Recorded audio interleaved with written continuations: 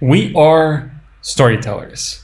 We spin adventures of fearless exploration and extrapolation, guiding our hero, you, to download, install, and configure your sort of software to help you fight hordes of bug-like goblins, saving the component citizens of the land to help you bring your products to market faster. We sit around campfires with white hair and wrinkles, relating tales with a moral, a lesson to not let you wander astray. Our answers to your questions lessen your troubles. We help you find your path when you are on a quest. We are the young innovators, telling you of the times of old, when monolithic gods and older versions still roamed the mountaintops and high skies, telling you to better switch to the new gods that have fancy new features and benefits galore. We tell stories for you to become successful. My name is Luca Janssens. I'm a technical writer from Booking.com, currently living and working in Amsterdam. I started working at Booking a bit over a year ago, and until recently I was the only technical writer in the entire company. That has taught me a lot about how moldable our profession is, and how we are not confined by the title that happens to descriptively categorize us within an organization. Whether it be technical writers, documentation specialists, information developers, content specialists, or word nerds, what we all have in common is that we tell stories, that we all want to be read. Whatever we write, whatever we create, it has a beginning, a middle, and an end. Whatever we write and create has a purpose. We drive our users, our audience, from A to beyond. Instead of ingredients, we know users want to have recipes, so that by following a flow, they can solve the problem they were facing. They come to us for a reason, to find answers they are looking and not looking for. We need to understand their need for stories better than they do themselves. Or stories do not usually find their way to fancy bookshelves in stores or in online shopping carts, unless maybe when they are stories about how to write stories. Or stories live in wikis, in static and dynamic documentation websites, anywhere we can communicate, albeit indirectly, with our readers, with our users, with you. All to say that in this talk, I'm telling a story as well. Not one that started a long time ago, but one that still happens today. It is a story of how, of our times, we can relate, we feel more involved. We feel empathy. Empathy that is a common theme in all that we do. Every story has an introduction. It requires context, understanding the who, the what, and the where. So for the sake of this story, we need that. But we also need a protagonist, a hero. Let's name them Alexis. Alexis is in their mid-30s, human, loves cats and dogs equally, and plans to one day actually learn how to play the guitar. In a work environment, Alexis is an extroverted introvert who actively interacts with others and builds relationships with stakeholders. They are proactive, open to feedback and help. Alexis has been in the technical documentation game for a while. They feel rather familiar with the comings and goings in the industry. They know their strengths and weaknesses and are a firm believer in the lifelong learning philosophy that comes with the job. In fact, Alexis had been quite happy both in the company and the team of writers. They were learning a lot, and the projects they worked on were fairly interesting. However, after a few years, Alexis felt ready for a change, a new challenge. They looked around and found a new opportunity rather quickly. The new company, let's call it Best Product Ever Inc., seemed a good place to work.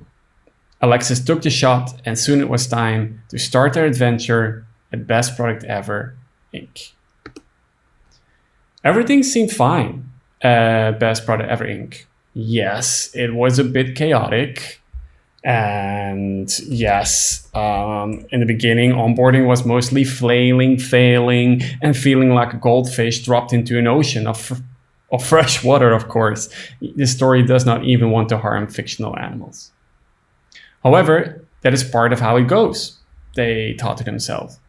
It is to say that Alexis did not feel discouraged at all. As a documentation specialist, Alexis got to work with many different product teams, which is something they liked. Alexis worked well with those teams because they had explained what a documentation specialist does and does not do. And to help them do that, Alexis shared a clear outline of the documentation lifecycle.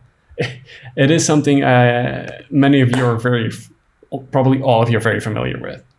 This usually is with a nice figure, a nice graphic, but here it is. Analyze, design and structure, develop content, review and feedback, publish, maintain.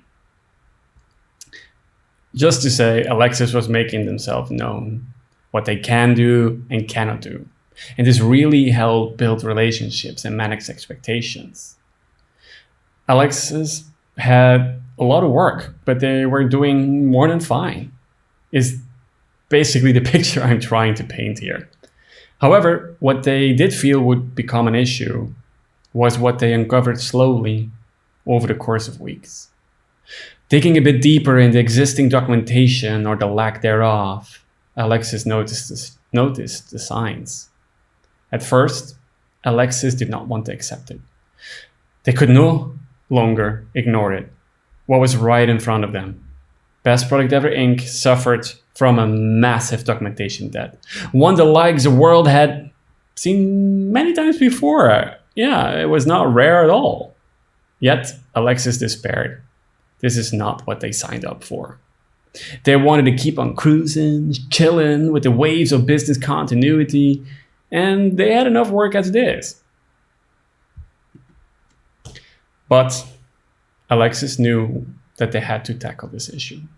As a firm believer, the documentation is a product. Even solving badly managed documentation is a product. So Alexis knew they had to own this. Their adventure was about to begin. Alexis stared at the monster in front of them. Stressed as they were, Alexis could not help but remember a line they loved very much from Lewis's Carol Alice in Wonderland. "Begin at the beginning," the king said very gravely, "and go on till you come to the end, then stop." And that Alexis did. They started with a bare-bones assessment of what the major pillars in their job were. This form of high-level categorization helped Alexis to understand and organize their role scope. Alexis turned to their good old buddy whiteboard, and this is what they came up with. Documentation continuity, which is reactive and forward-looking, and documentation depth, which can be seen as proactive and backward-looking. These are two huge generalizations, but they're necessary. However, Alexis felt they did need a bit more context and definition, because we live by our definitions, by the common knowledge that the words and concepts we use need to be understood in the way that we want them to be understood. And especially in tech, there is a tendency to borrow words and concepts and use them in a totally different context. And to facilitate the paradigm shift, the meaning shift, we need clear definitions. Alexis knew that and wrote it down for themselves first. Documentation continuity is derived from business continuity, which in the strict sense of the word, or of the concept, refers to ensuring that in case of disaster, a company is able to survive and continue essential business processes and operations. However, this is not exactly what Alexis saw as documentation continuity in their job. Documentation continuity in this particular scenario refers to fulfilling objectives that are in line with business growth plans and roadmaps, and it isn't ensuring that work gets done. In the case of the documentation specialist, documentation continuity, this means we talk about documentation efforts related to the work and plans of the product or project teams they work with. It is reactive in nature, in the sense that the documentation specialist deals with incoming documentation needs. That does not deny a proactive, that doesn't need a proactive attitude within that collaboration framework. It is in fact essential. Documentation continuity is also forward-looking, in that it not only aims to create high-quality documentation supporting products and projects, depending on the situation, but also ensures that any new documentation, follow a uniform format, that they are single-sourced, follow stylistic guidelines for coherence and consistency, and that it fits within a larger, scalable documentation strategy. Before diving into documentation debt, Alexis needed to understand technical debt. Technical debt is an obvious child of the agile philosophy. It is the longer-term result of valuing the speedy delivery or the rapid delivery of products over taking the time to develop finished, high-quality products. The idea is by rapidly producing, we gain the experience that we can then later use to refactor and rewrite the product. In that sense, it's intentional. Right? It's an intentional tool. Technical debt in itself is not a bad thing, but the cumulative debt can transform into a mess when not addressed in a timely or correct and strategic manner. A lack of documentation is not just one of the causes that lead to technical debt. It is also a thing of its own, is what Alexis reasoned.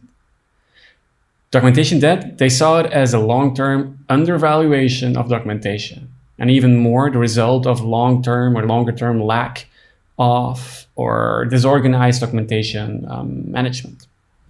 It is just like documentation continuity is not an industry-wide known concept, but Alexis was convinced they were not the first to name it in such a way at all.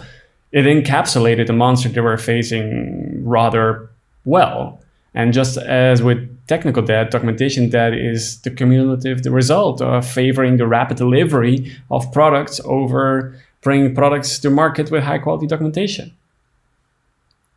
Now that Alexis had a good idea of the two pillars, they could start tackling the beast by writing down the main problems that together kind of defined documentation debt at Best Product Ever Inc. What Alexis was facing was the following. Confusing and disorganized documentation, scattered and stylistically inconsistent information resources, various different documentation platforms and documentation formats, no deprecation policy or versioning, years without or with unclear documentation ownership, or a lack of documentation altogether. The monster stared at Alexis, hidden and diffused across multiple teams, departments, and organizations. Alexis needed to be proactive. This monster was born a long time ago, and people had forgotten when and how it all started. The one thing all employees at Best Product Ever Inc. knew was that it existed. Even when many did not know its true size or nature or even how to prevent it from growing or how to slay it. They coexisted with it for many years before a brave employee decided to hire a specialist, Alexis. Alexis was hired to prevent it from growing bigger, but in their proactive nature, Alexis decided they also needed to slay it. A quest was born. Fixing a documentation debt is looking backward with a forward-looking attitude. Alexis was fully aware of that. They just needed to deal with it. Everything was building up towards it. The confrontation. Alexis decided they had to deal with the situation head on. They felt they could do the balancing act of managing documentation objectives and documentation continuity and the pursuit of tackling the documentation debt. Alexis went back to their whiteboard, their best friend, and in all aspects of the story, basically the second biggest protagonist. And it seemed clear to Alexis and the whiteboard that they needed guiding objectives to help them find how to fix this. Gather and organize the necessary information to build a business case. Transform solving the documentation debt into a product. Understand the role scope, very important, and cross-functional responsibilities. Manage your time and resources so that the long term does not interfere with the short term. Alexis needed to become something more. To become the hero Best Product Ever Inc. needed more than a new. Whether the company deserved them was besides the point. Alexis had to transform, grow out of the cocoon of documentation specialist, the confinements of being called a writer or a communicator. In short, Alexis needed to wear more hats. Not going to the hat store, but facing a documentation debt required them to take on responsibilities and tasks that, strictly speaking, seem outside their scope or function. Alexis started by talking to all possible stakeholders. They felt that they needed advice from how to address documentation debt. After deep candlelit conversations with coffee instead of wine and industrial bulbs instead of candles, Alexis found the two main roles they needed to take upon themselves were the following: product manager and product owner. As a product manager, Alexis figured out the business case and strategy for the product. They became the product expert, spokesperson, and basically the linchpin, dealing with all stakeholders involved. In addition, they built and reiterated the roadmap as well. Roadmap is super important. As a product owner, Alexis got down to the nitty-gritty. They made the roadmap actionable. Alexis brought the practice to the theory of the roadmap, basically. And you can say, in short, Alexis ensured the product went on the path it needed to go to become from a blueprint into reality. Imagine that we're now going through, those 80s training montages, like a Karate Kid, where our hero Alexis learned the ropes. Alexis was now totally prepared. With the guiding objectives in mind, tackling the documentation that suddenly became a lot more clear. Alexis boiled down the quest to an actual set of steps. 1. Scope, define, and map the problem of documentation debt. 2. Research and validate assumptions of what the documentation debt is about. 3. Write the product requires document. This also includes finding the business value to obtain resources, convince management, and invite stakeholder collaboration. 4. Create a strategy and a roadmap for your product and include there who and what you need to become successful. 5. Do a kickoff meeting with all stakeholders involved. 6. Develop a proof of concept and test. 7. Develop the product. And 8, publish and maintain your product. First, scope. Alexis felt it should almost be tattooed on the back of their hands. It is impossible to solve everything. Start somewhere and scope. Alexis aimed to answer why and what should be prioritized, what should be included, and very importantly as well, what should not. Alexis, in this stage, also wrote a problem statement. It was essential to clarify the problem, and it helped in directing the scope as well. They made it concise and clear, putting the problem that they were aiming to solve into just a few sentences. Alexis really needed the buy-in of many different people, and not starting with a clear problem definition or statement would already lead to a lost battle with the monster. And Alexis also mapped the problem, a sort of taxonomy of the current situation. And this was incredibly useful to help visualize the problem and enable their stakeholders to understand what exactly was going on and what needs to happen. After Alexis had an idea of the scope and the problem definition, they needed to do more research to validate their assumptions and potentially discover additional issues that they might have missed. Alexis worked together with UX designers and researchers to formulate questions and create a user journey map, create a survey for internal external users regarding their experience with documentation debt monster. And this all helped to develop a better understanding of how exactly it impacted their user experience. And by talking to researchers, for example, Alexis could also find out there was existing research that they could use and implement. It never ceased to surprise Alexis how much you can discover and learn from existing resources by just starting a conversation with various stakeholders within the organization. A product requirements document. Wearing the product, the hat, not a hat store, but the product manager hat, Alexis dove into the world of product requirements. They had to communicate the why, the what, the who for, and the how of the product. Like, why is that necessary? Why do we need documentation or refactoring of this documentation debt monster? What does that entail? Maybe, again, more importantly, what does it not entail? And who is it going to benefit? And how exactly is it going to benefit them? Alexis was aware, and they knew that this was a remnant of the waterfall system, but as a blueprint for refactoring or guiding agile development, they believed it could absolutely work as well. Since Alexis knew only bits and pieces of being a product manager, they requested help from a more senior product manager to make a proper product requirements document. Going into what a product requirements document consists of could be really a talk, many talks of its own.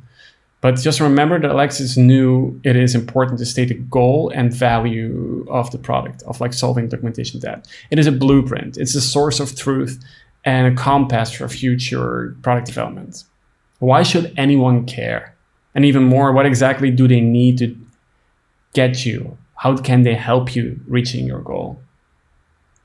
So you can see that Alexis used this document to convince management and various other stakeholders within the organization that the documentation debt is a problem that needs to be solved. It needs to be tackled. Alexis rejoiced. They had managed to obtain a buy-in from management. However, this was just one battle they won. The war was not over.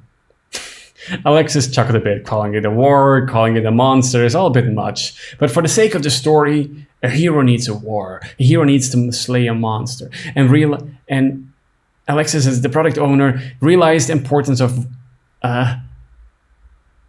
making it actionable, making the roadmap detailing future development actionable. So they needed a plan of action with clear deliverables and a timeline. Do a kickoff meeting with all stakeholders involved. Once Alexis finished the roadmap, it was time to share it with all stakeholders involved. Alignment is essential. Alexis was so sure of that. Everyone involved should be aware of the direction and the vision of the plan. Listen and learn as well. Feedback is everywhere when you look for it. Seriously, like it is absolutely everywhere. Develop a proof of concept and test. When it comes to big refactoring, you would not be surprised that Alexis thought they needed to test their solution. It would be terrible if this refactoring of this whole would be lost at some point and become someone else's mess. Testing, testing, and testing. Alexis decided to build a proof of concept to verify the product's viability. Reiteration is a part of much what we do. Refactoring is not an exception to that guideline.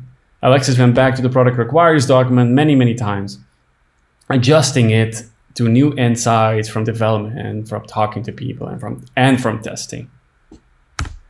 Then it's developing your product. Put the plan into action. Alexis and the team hit hard and followed the roadmap until fruition.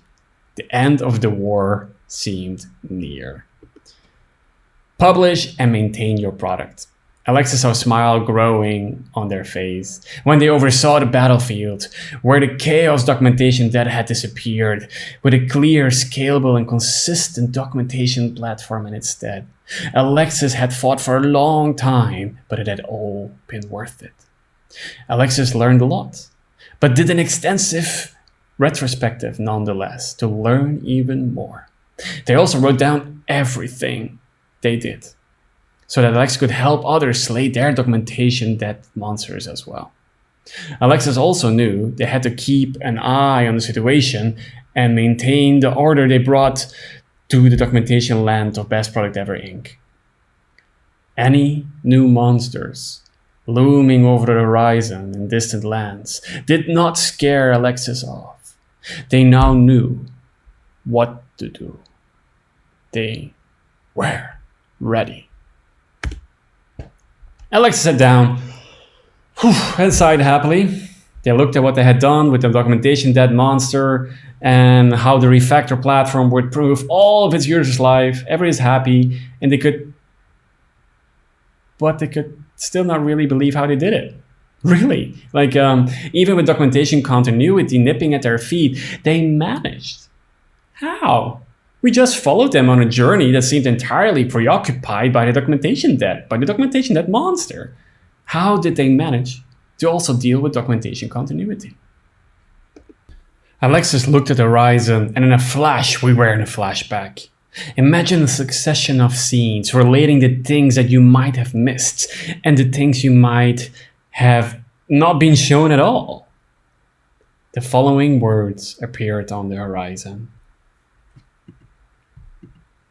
How can you tackle a documentation debt when also addressing documentation continuity? How do you find the line? First, the former. Within the story of how Alexis tackled documentation debt, Alexis's actions already brought you half of how the balancing act was possible. Half of handling both the documentation continuity and documentation debt well comes from really understanding how to handle the latter. Doing that right. One half of the balancing act, therefore, is to see solving documentation debt as a product. Document everything. Learn from and improve the process and product development. Engage management and stakeholder collaboration. Learn how to play different roles. Do not feel confined by your role. And ask for help. Really, really ask for help. However, the balancing act worked from both sides, with both halves making a whole. The other half were guidelines and best practices. Alexis created a document explaining in detail what they do and what you can expect from a documentation specialist. This includes their role scope, what they do and don't do, a list of their skills, and timeline expectations. Depending on the scenario, the document provides instructions on how and when to request documentation or their help in anything. It also helped that they sat down with each product and project team, stakeholders, to discuss the process, their process as well. Clear communication and expectations set up a process wherein everyone is aligned and wherein the documentation specialist is more free to manage their time and resources. Automation is becoming a bigger and bigger thing in our industry. Alexis also automated as much as they could. They set up their documentation following one format and one system, like a system closely resembling what developers use, as that lowers their cognitive load and invites easier collaboration and room for reviews. We all know how difficult it is to get really good reviews from developers and engineers. Automation here also referred to documentation testing in terms of do hyperlinks work, both within and external, and grammar, Veil is a very good example, open source software. In addition, templating was also incredibly useful and a time saver. Developing clear and descriptive templates for different types of documentation pushed the contribution of documentation specialists into an accountable reviewer. who could spend their time more in strategy and overall quality than when being in constant time and a very time-consuming rewrite and write from scratch scenarios. At the beginning, Alexis thought it was silly, but setting objectives where they could manage expectations for both documentation continuity and documentation depth is where they learned how to achieve success in both. Work well with your management and stakeholders and set clear and measurable objectives. What does success mean? What does done mean? They're a pain in the ass device, but they're so helpful when done right. Yes, the fourth one, time management. Alexis quickly made great strides in their time management. Juggling all these projects did not require more time, but it definitely required a better grip on that time. They found that even simple tricks, such as blocking 1 or 2 days a week as focus days, helped getting traction for tackling the more long-term projects, like documentation depth. This also included learning to say no, but learn how to say no at times. For example, to incoming documentation needs, and definitely prioritizing the long-term over the short-term when needed. Here we are. Even though Alexis had won, the adventure is long from over, because both are continuous processes. Yet Alexis knows how to find a line now, a balance between tackling documentation debt and keeping the current documentation needs solved. So we see Alexis walk into the sunset with documentation debt and documentation continuity, Alexis in the middle, hands tightly interlocked with both. Thank you so much for listening to my rambling talk. I used this to look at slides. I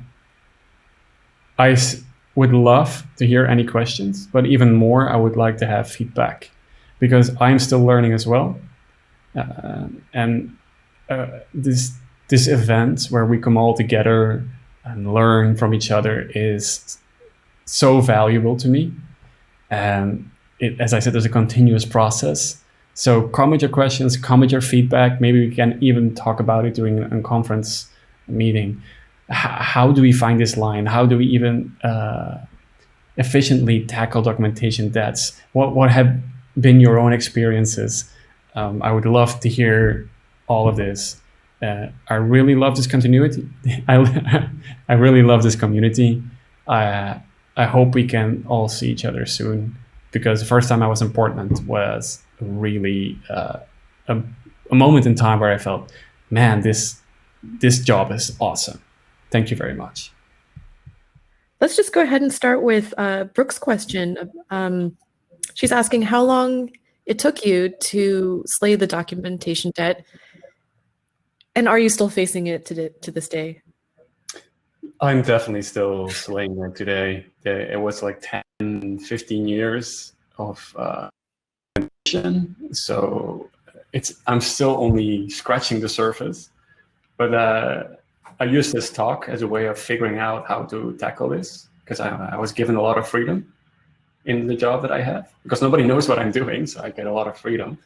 So I got the room to kind of the room and the freedom to figure out, how do I tackle this? But yeah, it's still a work in progress. Yeah, it never ends. It never ends, no. That's for sure. More questions. I guess on that note, Bonnie's asking, how did Alexis not burn out? It's a good question. It's about really setting those objectives for yourself. I think I mentioned that a few times in the talk. Like, those objectives can really help. And also learning how to say no, because that is always tricky. Because if you're documentation specialists and they bombard you with requests, it's about, again, finding that balance and learning how to say no and figuring out what is the highest priority. It always helps that you set that priority in collaboration with management, because then is when you get the most buy-in. Yeah, I guess collaboration and communication is key, even if that sounds like it's been said over and over again. And I think, a lot of people really reacted to how you spoke to them as people who are either lone writers at their companies or teams. And it can be hard to say no if you feel pressured to say yes, if you want to please and prove your worth and so on. Exactly. I'm going to go ahead and keep going with the questions because we have so many. I'm going to switch back to one of the questions that we got during while your talk was playing for everybody. Susan had asked if you've used any metrics, if there are any metrics for measuring documentation satisfaction for customers. That is always, that's the holy grail, isn't it? Finding those metrics. And I can say the ones that I'm using, which are Google Analytics, and the ones I'm hoping to set up soon, which is basically not just a yes and no, the question like, was this useful? But like give customers the option to say like, was this documentation clear, or was this product explanation clear, and get feedback directly. Also, I want to do some qualitative surveys and figure out to the source, like, did it get people from A to B? Yeah. And then all things like do work with designers, like figuring out like how is it structured? Is it very clear to navigate? Is the search functionality working? It's again like working together. If you see your documentation as a product, then you can actually start finding those metrics because they depend. It depends, I guess. That's a programmer thing to say. I'm noticing like we've gotten a lot of comparisons between your talk, especially the delivery and the introduction to a talk from yesterday from Brooke. And I guess I'm also remembering, another comparison we could make, which is maybe we feel like we need to, engineer or optimize how we collect feedback. But I feel like at the end of the day, it's just work. It's talking to people. It's a lot of manual process, and I don't think there's a way around that, and that's okay. No, that's true. I want to see that talk too, because I'm in like 10 hours, so I didn't manage to see the talk, Brooke's talk, but I'm hoping to see it. Yeah, hopefully we'll have stuff posted online. I hesitate to like really say, yeah, maybe later this week or early next week, but somebody official can let everybody know when that's going to happen.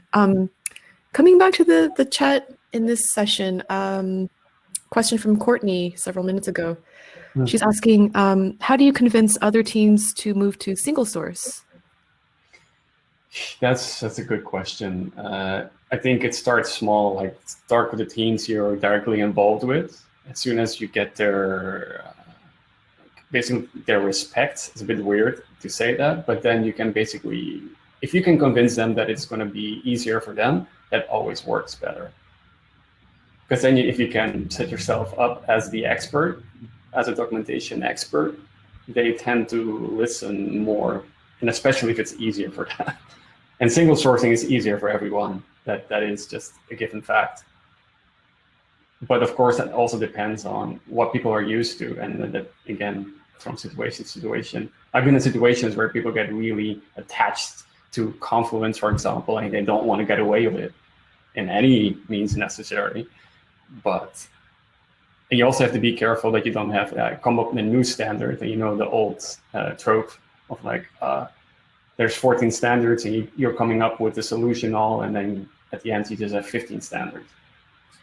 So there's again like finding that buy-in. Coming back to Jennifer's question about any that you got or that Alexis got, and how you approached it. Yeah, there's pushback, of course. Like again, people are sometimes used to doing things their way, or when I talked about the confinements of being a writer, they just expect you to be a black box when soon the product is finished, then it goes through black box writer, and then at the end you have documentation.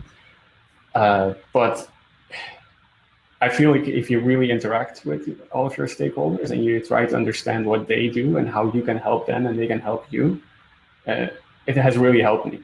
I've been that island writer before, and I've been like the writer who basically interacts with everyone. And I definitely have way more advantages and buy-in when I get second. Unmuting myself. Continuing to Este's question about tools, is your writing embedded in the Git review process, and is it in Markdown? My recommendation? What was the question? I would say so. Is your writing or is your documentation embedded in the Git review process? Do you use Docs as tools, perhaps? Do you use Yes, Markdown? I do. I found as well, like, because I work with a lot of engineers in the nature of the company, it works so much better if you use their tools, especially if you want to use templates or reviews. Clients to speak to you and help you. So yes, I use Markdown. I use a static website generator, and this is how I find it easy to collaborate with them. I'm just like looking at different things on my screen. So we do have maybe less than 2 minutes at this point for the Q&A. We can trail over time if people do want to stay in this room with Luca, and if Luca wants to stay in this room to chat. But the next speaker will be beginning at 9:45 local Pacific time. And we are also beginning our job fair at 9:45. But with that said, I'll go ahead and continue with the questions just in chronological order. I don't think we'll get to all of them, but Kirsten's question,